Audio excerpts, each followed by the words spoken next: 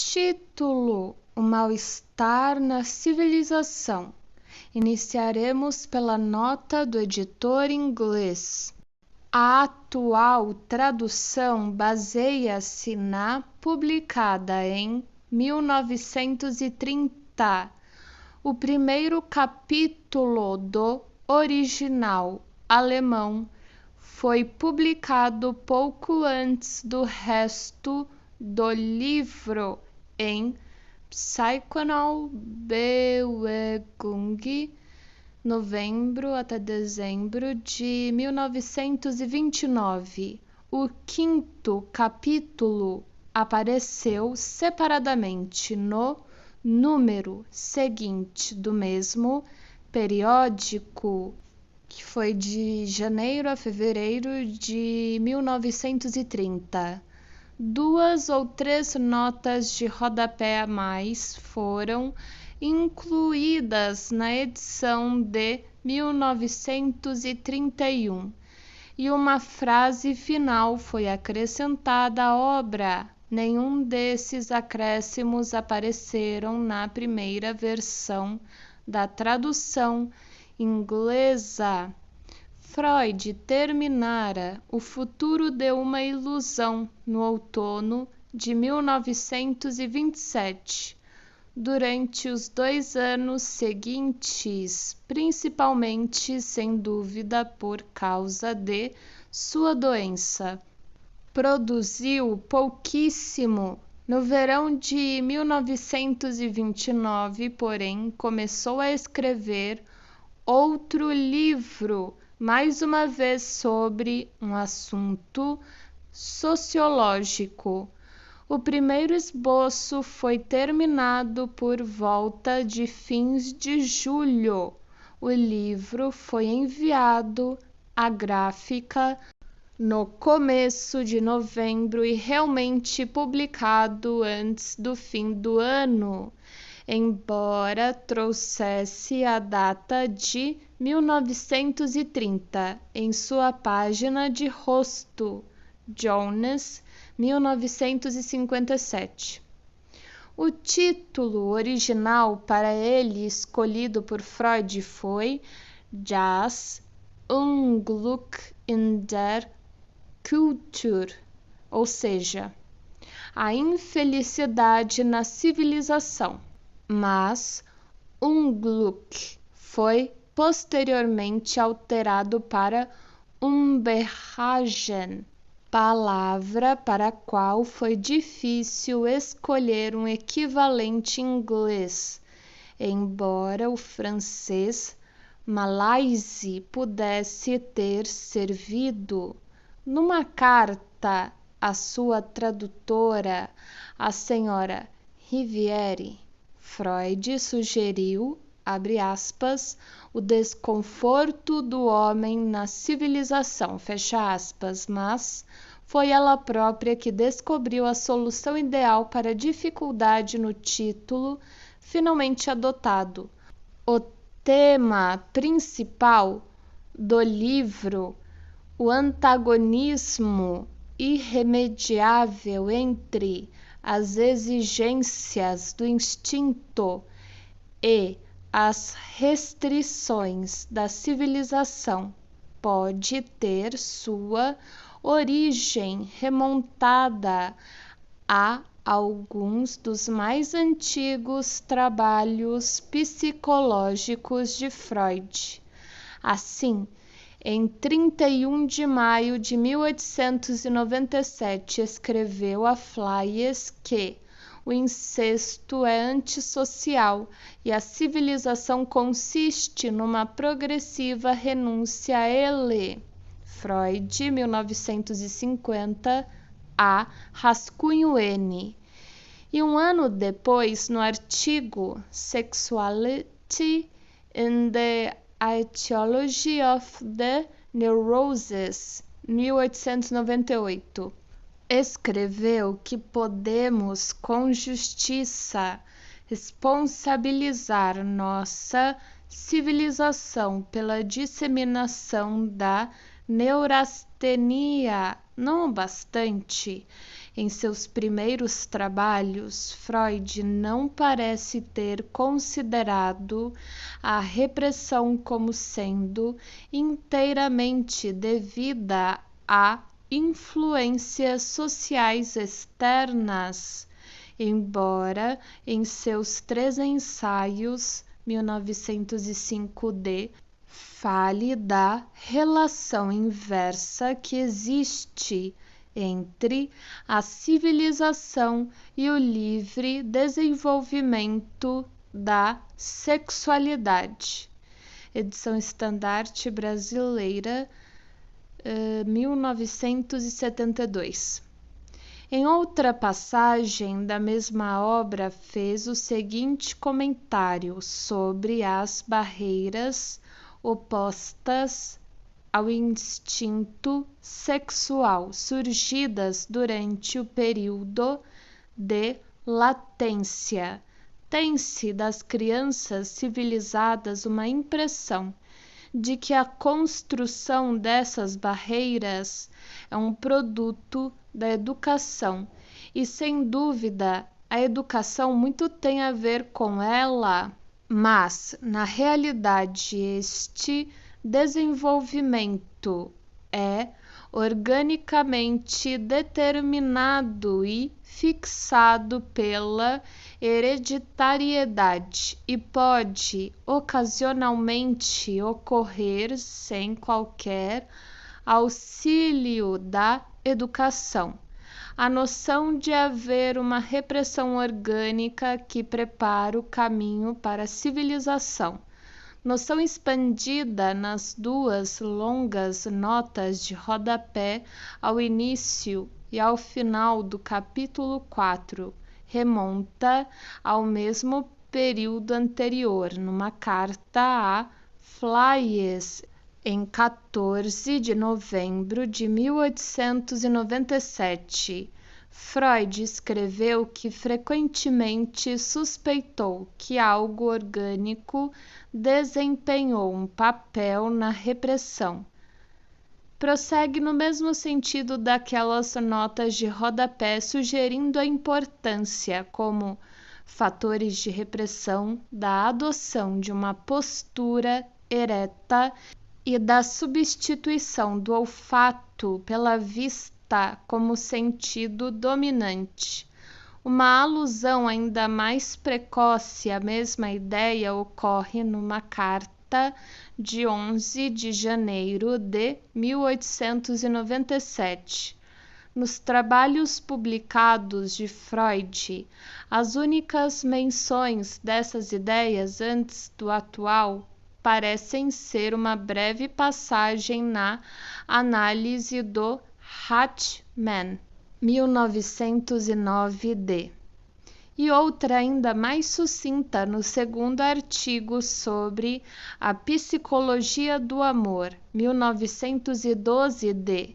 De modo particular, nenhuma análise das origens internas mais profundas da civilização pode ser encontrada naquilo que é de longe o mais longo dos primeiros estudos de Freud sobre o assunto, ou seja, o artigo Civilized Sexual Morality and Modern Nervous Illness, 1908d, que dá a impressão de as restrições da civilização serem algo imposto desde fora.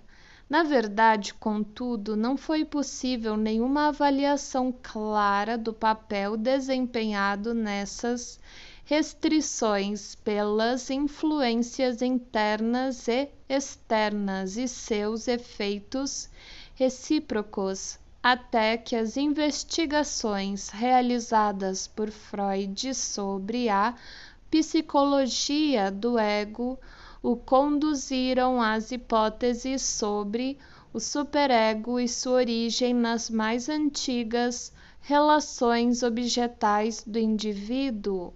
É devido a isso que uma parte tão grande da presente obra especialmente nos capítulos 7 e 8, se interessa pela exploração e clarificação ulteriores da natureza do sentimento de culpa, e que Freud declara sua intenção de representar o sentimento de culpa como o mais importante problema no desenvolvimento da civilização. E isso, por sua vez, constitui o fundamento para o segundo tema lateral de importância da obra, embora nenhum deles seja, na verdade, um tema lateral, a saber, o instinto de destruição. A história das opiniões de Freud sobre o instinto da agressão ou de destruição é complicada e só resumidamente pode ser indicada aqui, através de todos os seus primeiros escritos. O contexto em que ele predominantemente o encarou foi o do sadismo. Seus primeiros estudos mais longos sobre ele ocorreram nos 3 ensaios sobre a teoria da sexualidade, 1905d, onde surgiu como um dos instintos componentes ou parciais do instinto sexual. Assim escreveu ele na seção 2b do primeiro ensaio.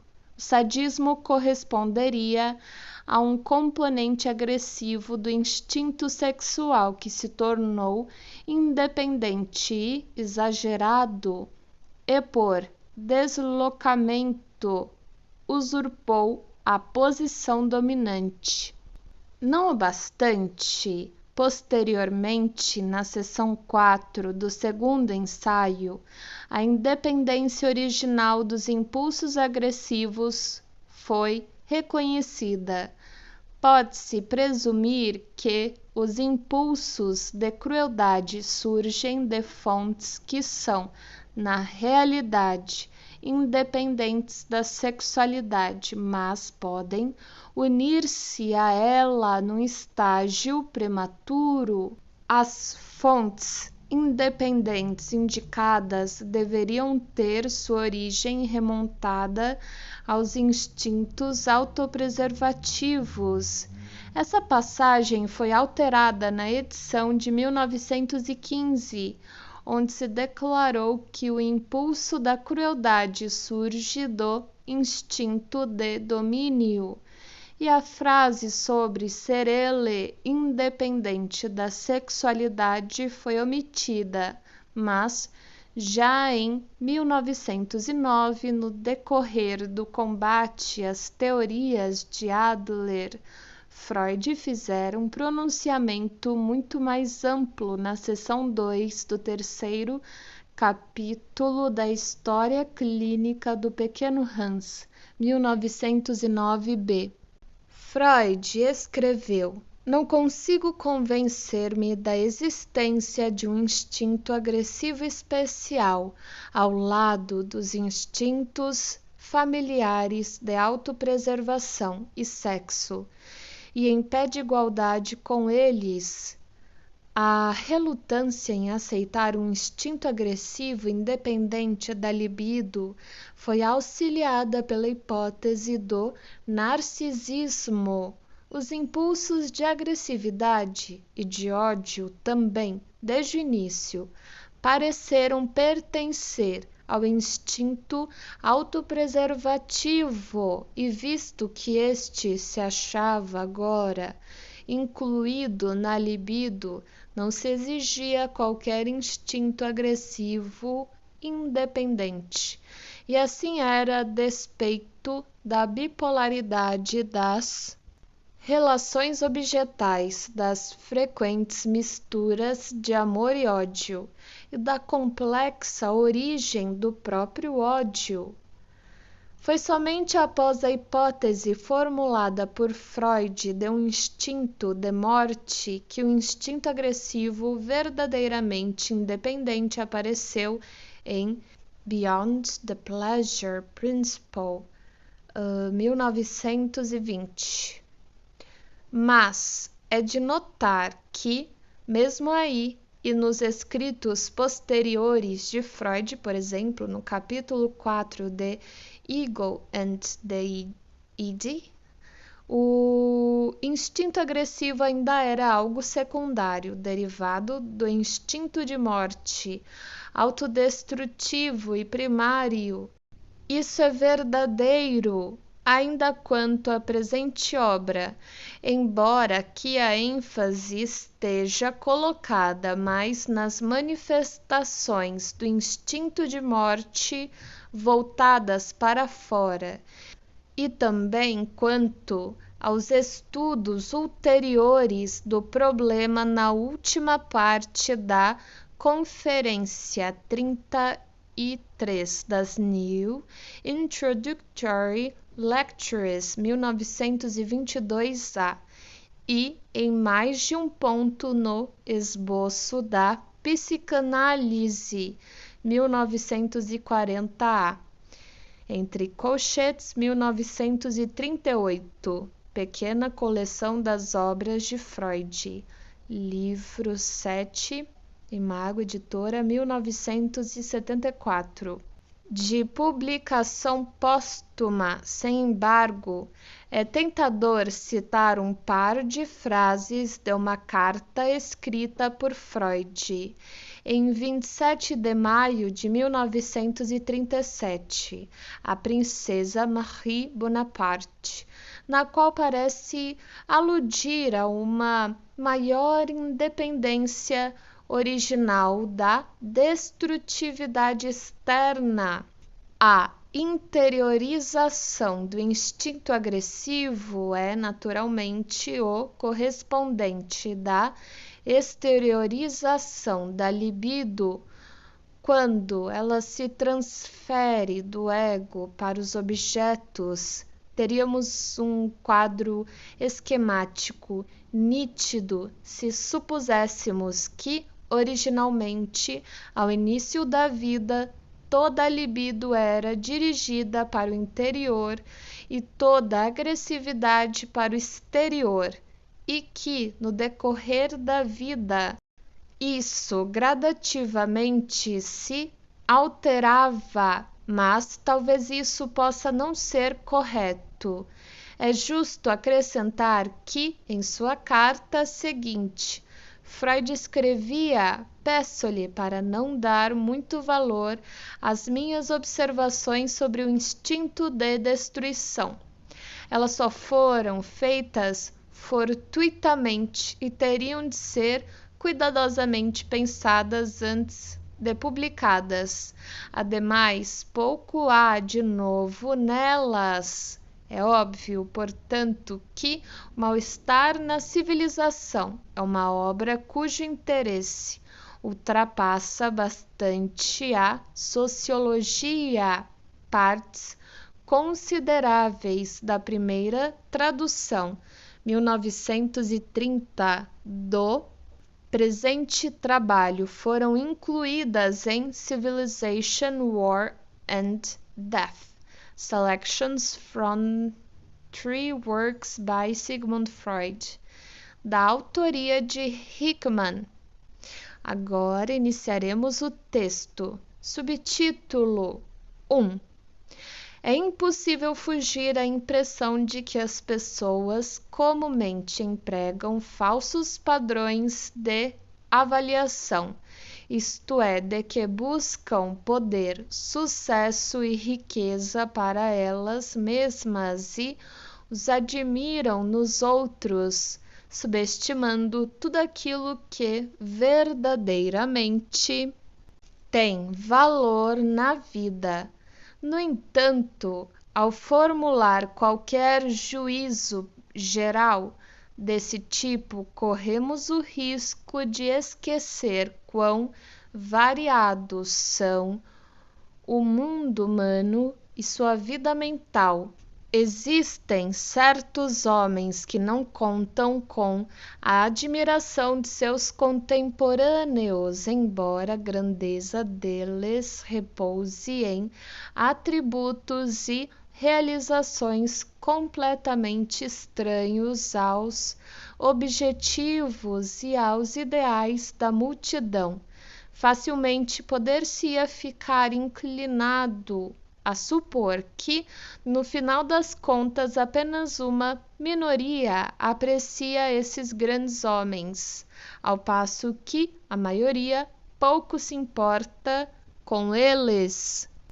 Contudo, devido não só às discrepâncias existentes entre os pensamentos das pessoas e suas ações, como também à diversidade de seus impulsos plenos de desejo, as coisas provavelmente não são tão simples assim.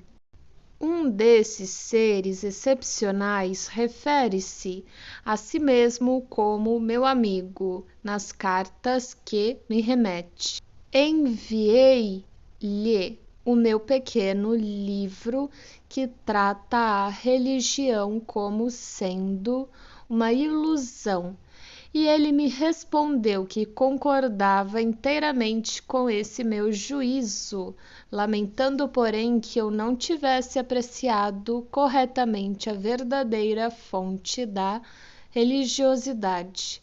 Esta, diz ele, consiste num sentimento peculiar que ele mesmo jamais deixou de ter presente em si, que encontra confirmado por muitos outros e que pode imaginar atuante em milhões de pessoas. Trata-se de um sentimento que ele gostaria de designar como uma sensação de eternidade, um sentimento de algo ilimitado, sem fronteiras, oceânico, por assim dizer.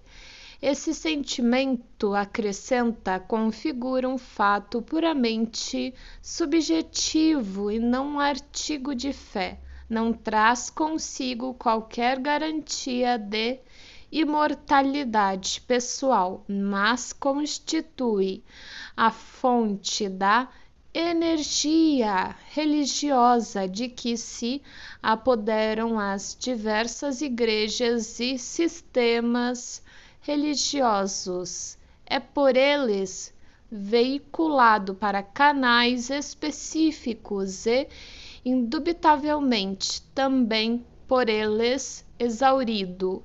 Acredita ele que uma pessoa, embora rejeite toda crença e toda ilusão, pode corretamente chamar-se a si mesma de religiosa com fundamento apenas nesse sentimento oceânico.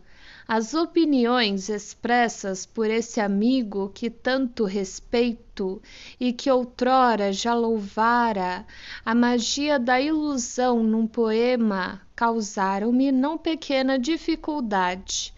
Não consigo descobrir em mim esse sentimento oceânico. Não é fácil lidar cientificamente com sentimentos. Pode-se tentar descrever os seus sinais fisiológicos, onde isso não é possível. Travessão. E temo que também o sentimento oceânico desafie esse tipo de caracterização. Travessão. Nada resta senão cair no conteúdo ideacional que, de forma mais imediata, está associado ao sentimento. Se compreendi corretamente o meu amigo, ele quer significar com esse sentimento a mesma coisa que o consolo oferecido por um dramaturgo original e um tanto excêntrico ao seu herói que enfrenta uma morte auto-infligida. Abre aspas. Não podemos pular para fora deste mundo. Isso equivale a dizer que se trata do sentimento de um vínculo indissolúvel de ser uno com o mundo externo como um todo. Posso observar que, para mim, isto parece antes algo da natureza de uma percepção intelectual que, na verdade, pode vir acompanhada de um tom de sentimento, embora apenas da forma como este se acharia presente em qualquer outro ato de pensamento de igual alcance. Segundo minha própria experiência, não consegui convencer-me da natureza primária desse sentimento. Isso, porém, não me dá o direito de negar que ele de fato ocorra em outras pessoas. A única questão consiste em verificar se está sendo corretamente interpretado e se deve ser encarado como a fonte origo de toda a necessidade de religião. Nada tenho a sugerir que possa exercer influência decisiva na solução desse problema. A ideia de os homens receberem uma indicação de sua vinculação com o mundo que os cerca por meio de um sentimento imediato que, desde o início, é dirigido para esse fim, soa de modo tão estranho e se ajusta tão mal ao contexto de nossa psicologia que se torna justificável a tentativa de descobrir uma explicação psicanalítica, travessão, isto é, genética, travessão, para esse sentimento. A linha de pensamento que se segue sugere isso por si mesma. Normalmente, não há nada de que possamos estar mais certos do que do sentimento de nosso eu, do nosso próprio ego. O ego nos aparece como algo autônomo e unitário, distintamente demarcado de tudo o mais. Ser essa aparência enganadora, travessão, apesar de que, pelo contrário, o ego seja continuado para dentro sem qualquer delimitação nítida por uma entidade mental inconsciente que designamos como id, a qual o ego serve como uma espécie de fachada, travessão. Configurou uma descoberta efetuada pela primeira vez através da pesquisa psicanalítica, que, de resto, ainda deve ter muito mais a nos dizer sobre o relacionamento do ego com o id. No sentido do exterior, porém, o ego, de qualquer modo, parece manter linhas de demarcação bem claras e nítidas. Há somente um estado, travessão. Indiscutivelmente foi o comum, embora não possa ser estigmatizado como patológico, travessão, em que ele não se apresenta assim. No auge do sentimento de amor, a fronteira entre o ego e o objeto ameaça desaparecer.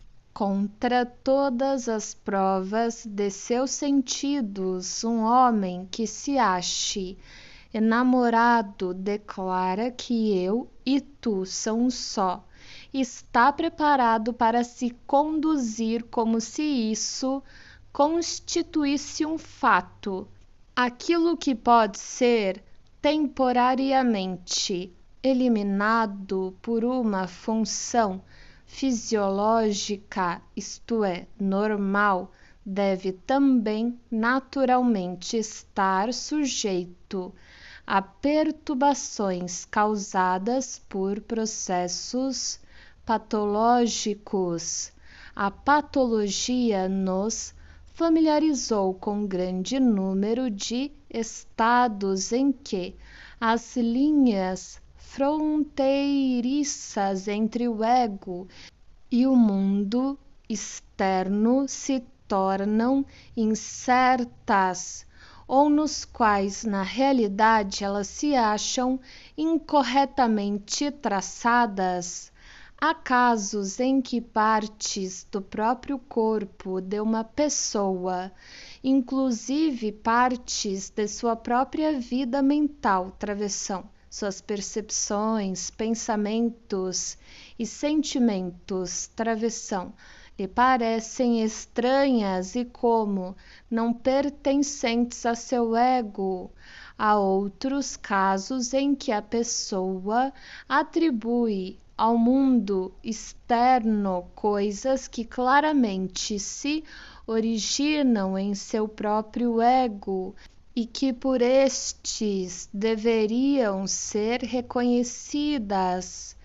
Assim, até mesmo o sentimento de nosso próprio ego está sujeito a distúrbios e as fronteiras do ego não são permanentes.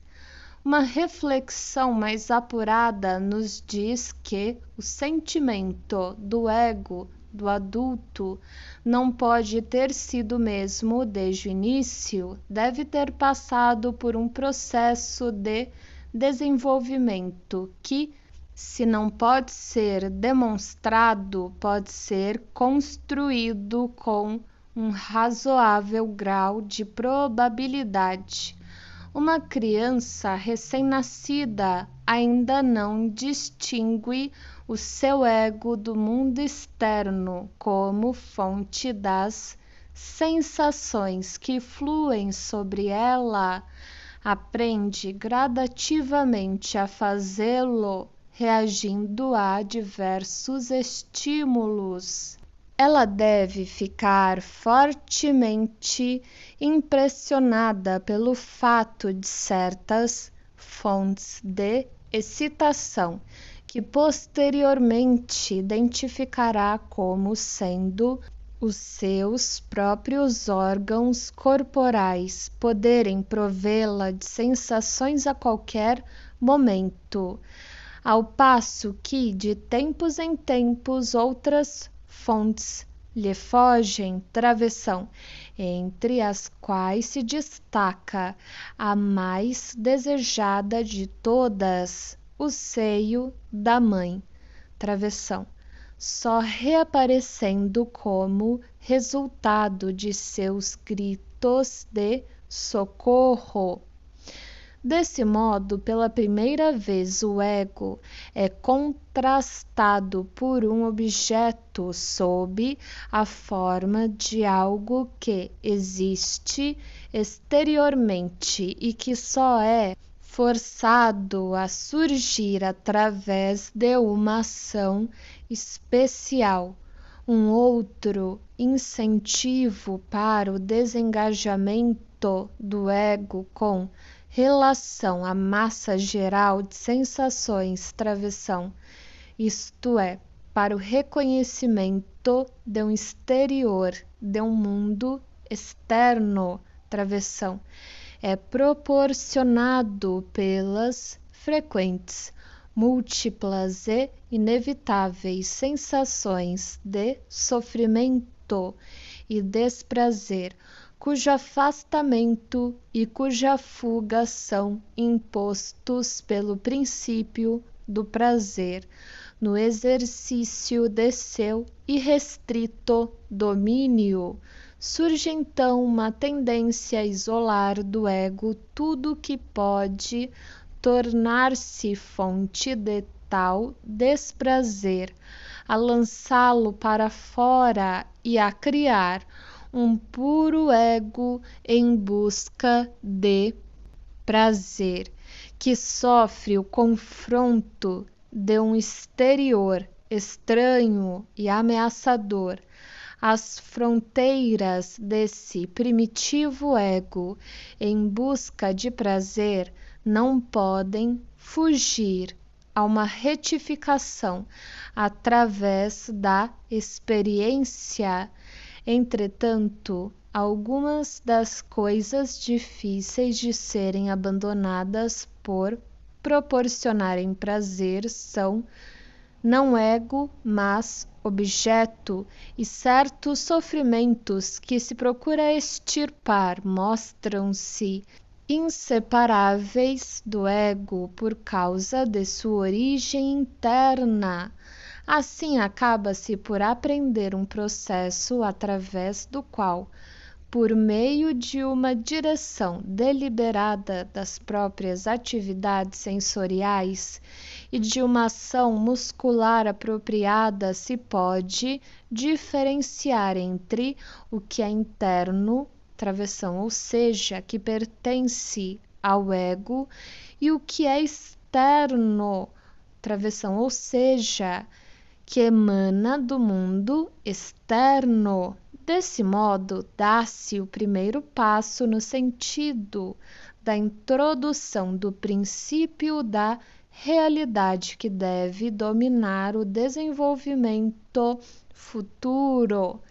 Essa diferenciação naturalmente serve à finalidade prática de nos capacitar para a defesa contra sensações de desprazer que realmente sentimos ou pelas quais somos ameaçados, a fim de desviar certas excitações desagradáveis que surgem do interior. O ego não pode utilizar senão os métodos que utiliza contra o desprazer oriundo do exterior, e este é o ponto de partida de importantes distúrbios patológicos. Desse modo, então, o ego se separa do mundo externo, ou, numa expressão mais correta,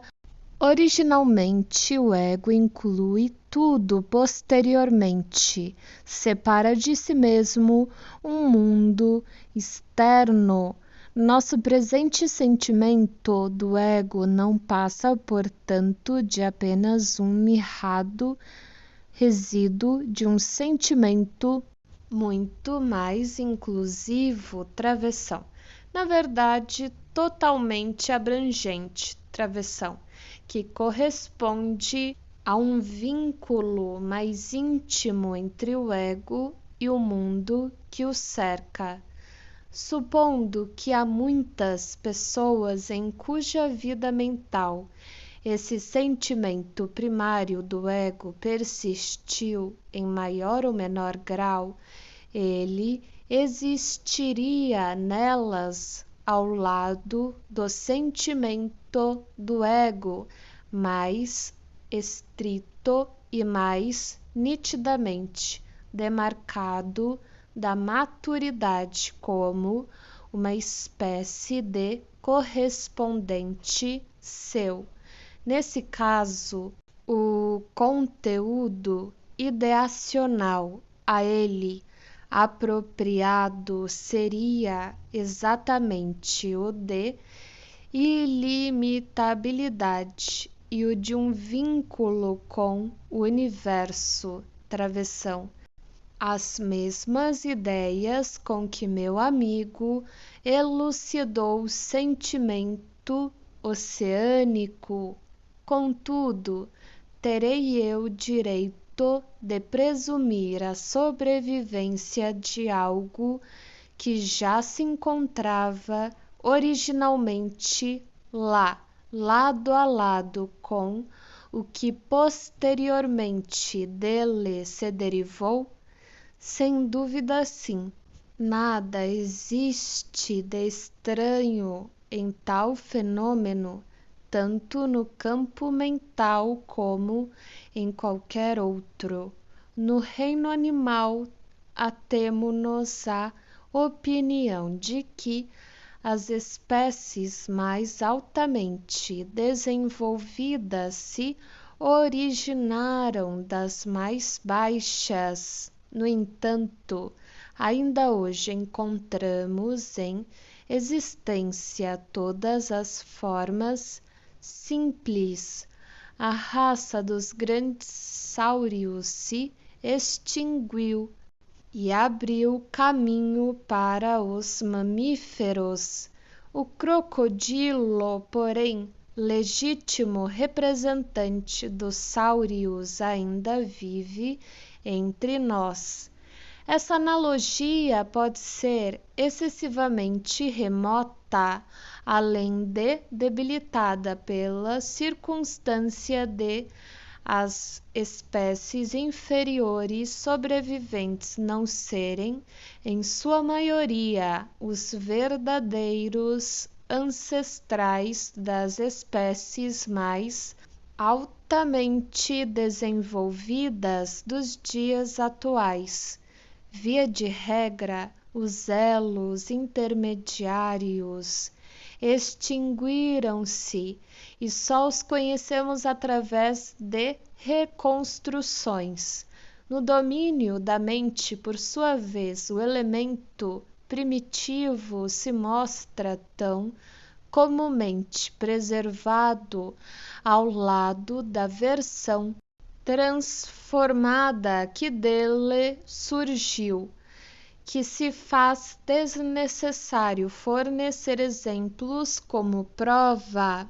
Quando isso ocorre, é geralmente em consequência de uma divergência no desenvolvimento, determinada parte no sentido qualitativo de uma atitude ou de um impulso instintivo permaneceu inalterada, ao passo que outra sofreu um desenvolvimento ulterior. Esse fato nos conduz ao problema mais geral da preservação na esfera da mente. O assunto mal foi estudado ainda, mas é tão atraente e importante que nos será permitido voltarmos um pouco nossa atenção para ele, ainda que nossa desculpa seja insuficiente, desde que superamos o erro de supor que o esquecimento com que nos achamos familiarizados significava a destruição do resíduo mnêmico, isto é, a sua aniquilação. Ficamos inclinados a assumir o ponto de vista oposto, ou seja, o de que na vida mental nada do que uma vez se formou pode perecer, travessão, o de que tudo é de alguma maneira preservado e que, em circunstâncias apropriadas, abre parênteses, quando, por exemplo, a regressão volta suficientemente atrás, pode ser trazido de novo à luz. Tentemos aprender o que essa suposição envolve, estabelecendo uma analogia com outro campo. Escolheremos como exemplo a história da cidade eterna.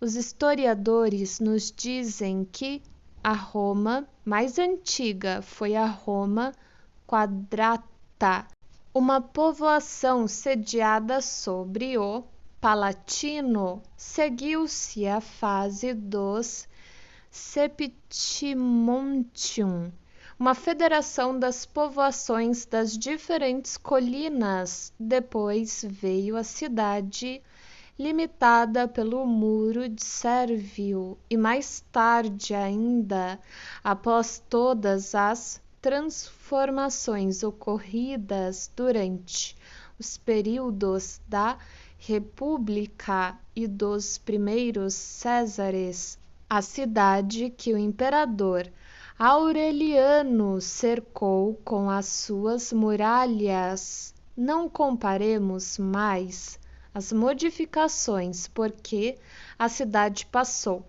Perguntar-nos-emos, porém, o quanto um visitante que imaginaremos munido do mais completo conhecimento histórico e topográfico ainda pode encontrar na Roma de hoje, de tudo que restou dessas primeiras etapas, à exceção de umas poucas brechas, verá o muro de Aureliano quase intacto.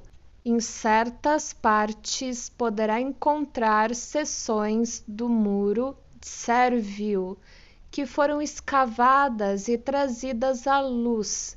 Se souber bastante, travessão, mais do que a arqueologia atual conhece travessão, talvez possa traçar na planta da cidade todo o perímetro desse muro e o contorno da Roma quadrata, dos prédios que outrora ocuparam essa antiga área, nada encontrará, ou quando muito, restos escassos, já que não existem mais.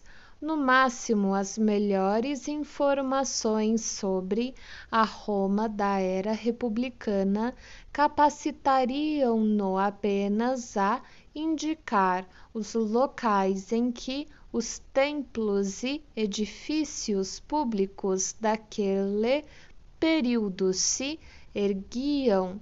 Seu sítio acha-se hoje tomado por ruínas, não pelas ruínas deles próprios, mas pelas de restaurações posteriores efetuadas após incêndios ou outros tipos de destruição. Também faz-se necessário observar que todos esses remanescentes da Roma antiga estão mesclados com a confusão de uma grande metrópole que se desenvolveu muito nos últimos séculos a partir da Renascença. Sem dúvida, já não há nada que seja antigo, enterrado no solo da cidade ou sob os edifícios modernos. Este é o modo como se preserva o passado em sítios históricos como Roma. Permitam-nos agora, num voo da imaginação, supor que Roma não é uma habitação humana, mas uma entidade psíquica com um passado semelhantemente longo e abundante. Travessão, isto é, uma entidade onde nada do que outrora surgiu desapareceu e onde todas as fases anteriores de desenvolvimento continuam a existir paralelamente à última. Isso significaria que em Roma os palácios dos Cesares e as Septizonium de Sétimo Severo ainda se estariam erguendo em sua antiga altura sobre o Palatino e que o castelo de Santo Ângelo ainda apresentaria em suas ameias as belas estátuas que o adornavam até a época do cerco pelos godos e assim por diante. Mais do que isso, no local ocupado pelo Palazzo Caffarelli, mais uma vez se ergueria travessão, sem que o palazzo tivesse de ser removido travessão, o templo de Júpiter Capitolino, não apenas em sua última forma, como os romanos do Império o viam, mas também na primitiva, quando apresentava formas etruscas e era ornamentado por antefixas de terracota, ao mesmo tempo onde hoje se ergue o Coliseu, poderíamos admirar a desaparecida Casa Dourada de Nero na Praça do Panteão. Encontraríamos não apenas o atual, tal como legado por Adriano, mas aí mesmo o edifício original levantado por Agripa. Na verdade, o mesmo trecho de terreno estaria sustentado a igreja de Santa Maria sobre Minerva e o antigo templo sobre o qual ela foi construída. E talvez o observador tivesse apenas de mudar a direção do olhar ou a sua posição para invocar uma visão ou a outra. A essa altura não faz sentido prolongarmos nossa fantasia de uma vez que ela conduz a coisas inimagináveis e mesmo absurdas. Se quisermos representar a sequência histórica em termos espaciais, só conseguiremos fazê-lo pela justaposição no espaço. O mesmo espaço não pode ter dois conteúdos diferentes. Nossa tentativa parece ser um jogo ocioso. Ela conta com apenas uma justificativa, mostra quão longe estamos de dominar as características da vida mental através de sua representação em termos pictóricos.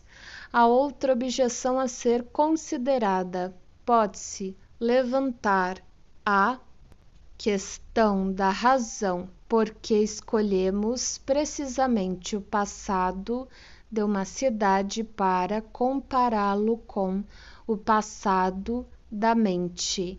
A suposição de que tudo o que passou é preservado se aplica mesmo na vida mental, só com a condição de que o órgão da mente tenha permanecido intacto e que seus tecidos não tenham sido danificados por trauma ou inflamação, mas influências destrutivas que possam ser comparadas a causas de enfermidade, como as citadas acima, nunca faltam na história de uma cidade, ainda que tenha tido um passado menos diversificado que o de Roma, e ainda que, como Londres, mal tenha sofrido com as visitas de um inimigo. Demolições e substituições de prédios ocorrem no decorrer do mais pacífico desenvolvimento de uma cidade. Uma cidade é, portanto, a priori inapropriada para uma comparação desse tipo com um organismo mental. Curvamo-nos ante essa objeção e, abandonando nossa tentativa de esboçar um contraste impressivo, nos voltaremos para o que afinal de contas constitui um objeto de comparação mais estreitamente relacionado, o corpo de um animal ou o de um ser humano. Aqui também, no entanto, encontramos a mesma coisa. As primeiras fases do desenvolvimento já não se acham, em sentido algum, preservadas, foram absorvidas pelas fases posteriores, às quais forneceram material. O embrião não pode ser descoberto no adulto. A glândula do timo da infância sendo substituída após a puberdade por tecidos de ligação não mais se apresenta como tal. Nas medulas ósseas do homem adulto, posso, sem dúvida, traçar o contorno do osso infantil, embora este tenha desaparecido, alongando-se e espessando-se até atingir sua forma definitiva.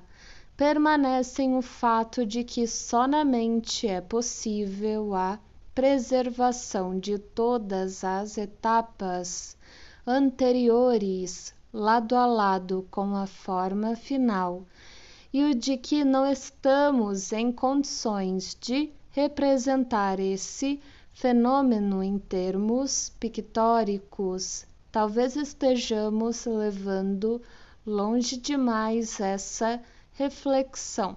Talvez devêssemos contentar-nos em afirmar que o que se passou na vida mental pode ser preservado, não sendo necessariamente destruído.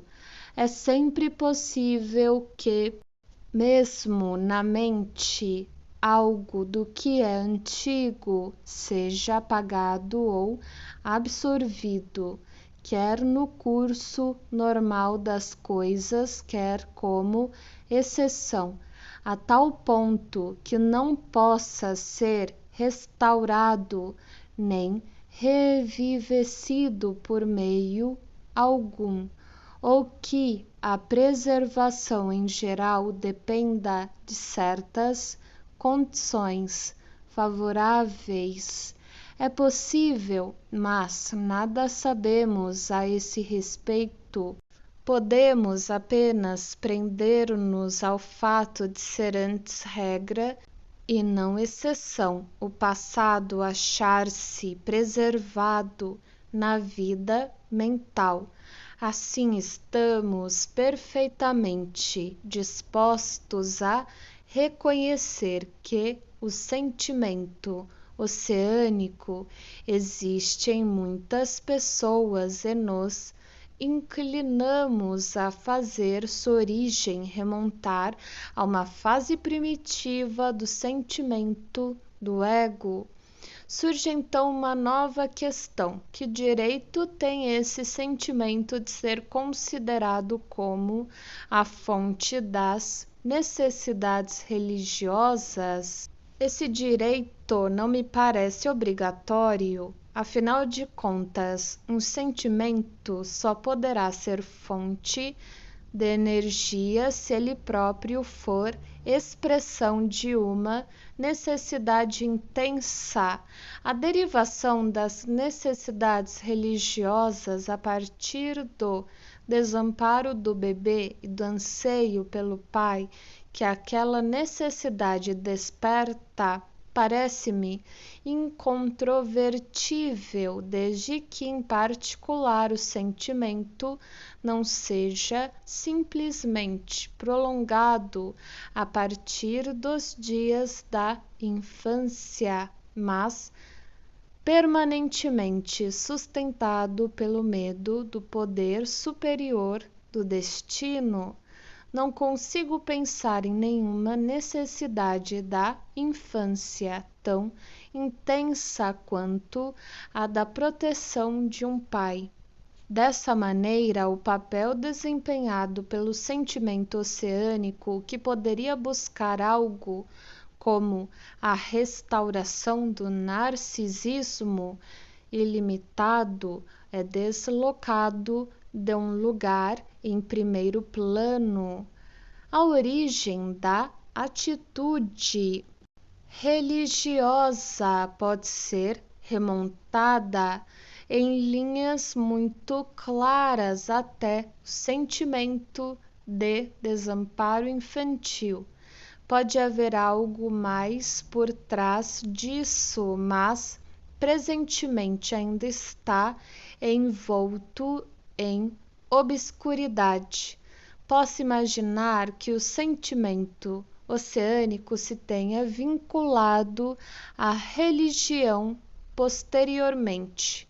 A unidade com o universo, que constitui seu conteúdo ideacional, soa como uma primeira tentativa de consolação religiosa, como se configurasse uma outra maneira de rejeitar o perigo que o ego reconhece a ameaçá-lo a partir do mundo externo.